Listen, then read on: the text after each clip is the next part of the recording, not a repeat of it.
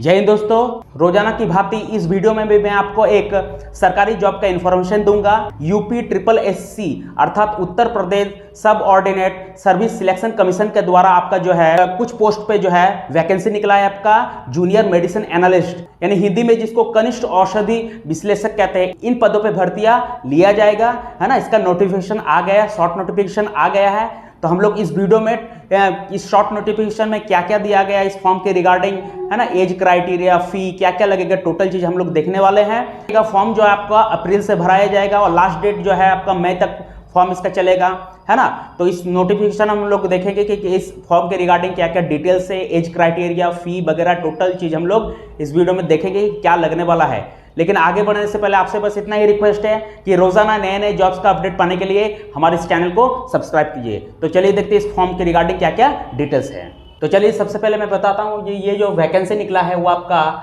UP triple SC अर्थात उत्तर प्रदेश सब ordinate service selection commission के द्वारा ये वैकेंसी निकला हुआ है, जिसकी विज्ञापन संख्या याद रखिएगा आपका है 05-एग्जाम/2024। ठीक है। पोस्ट का नाम हो गया आपका याद रखेगा जूनियर मेडिसिन एनालिस्ट, यानी हिंदी में जिसको बोलते हैं हम कनिष्ठ औषधि विश्लेषक, है ना। तो पोस्ट का नाम याद रखिएगा।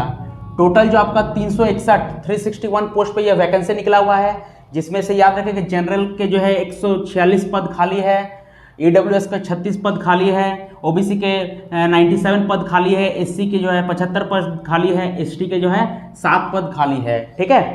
अप्लाई डेट का अगर बात करें तो याद रखेगा इसका ऑनलाइन एप्लीकेशन जो है वो 18 अप्रैल से स्टार्ट हो जाएगा और इसका लास्ट डेट जो रहने वाला है वो आपका 18 मई रहने वाला है। ठीक है। यानी 18 अप्रैल से आप इसका ऑनलाइन आवेदन कर सकते हैं और लास्ट डेट 18 मई होने वाला है। ठीक है। आपका एप्लीकेशन मोड आपका ऑनलाइन रहने वाला है। ठीक है, याद रखिएगा इस चीज को। चलिए, फी भरने का जो लास्ट डेट है वो याद रखिए आपका 18 मई 2024 है। एग्जाम और एडमिट कार्ड का अगर बात करें तो यह अभी इसका कोई इन्फॉर्मेशन नहीं है। जल्द ही एग्जाम से रिलेटेड, सिलेबस से रिलेटेड और एडमिट कार्ड कब तक आ जाएगा ये टोटल इन्फॉर्मेशन जो है वो आपको दे दिया जाएगा। जल्द ही जो इसका ऑफिशियल वेबसाइट पे सारा इन्फॉर्मेशन इसके रिगार्डिंग दे दिया जाएगा। फी का अगर बात करें तो याद रखिए 25 रुपये का इसमें फी लगेगा सभी कैटेगरी के लिए, चाहे वो SC ST OBC जनरल महिला सभी कैटेगरी के लिए जो इसमें आवेदन शुल्क मात्र 25 रुपये है ना, ओनली 25 रुपीज़ रखा गया है, जो कि बहुत ही अच्छी बात है। एज का अगर बात करें तो याद रखिएगा मिनिमम 21 साल और मैक्सिमम जो है 40 साल है ना। और एज का जो कैलकुलेशन होगा वो याद रखिएगा 1 जुलाई 2024 को होगा, यानी 1 जुलाई 2024 को ये देखा जाएगा कि जो फॉर्म भर रहा है उसका कम से कम एज 21 साल हो रहा है कि नहीं और अधिकतम एज जो है 40 साल हो रहा है कि नहीं। 21 साल से कम अगर किसी का एज हो रहा या 40 साल से अगर अधिक किसी का एज हो रहा तो वो इस वैकेंसी को नहीं भर सकता है, याद रखिएगा। ठीक है। क्वालिफिकेशन का अगर बात करें तो याद रखिएगा इसमें जो है आपका बैचलर डिग्री इन फार्मेसी, यानी फार्मेसी से अगर किसी ने अगर बैचलर डिग्री किया है ना, तो वो इस फॉर्म को भर सकते हैं। और साथ ही साथ यूपी ट्रिपल एससी PET 2023 में जो एग्जाम क्वालिफाई किया है वो इस फॉर्म को भर सकता है। ठीक है।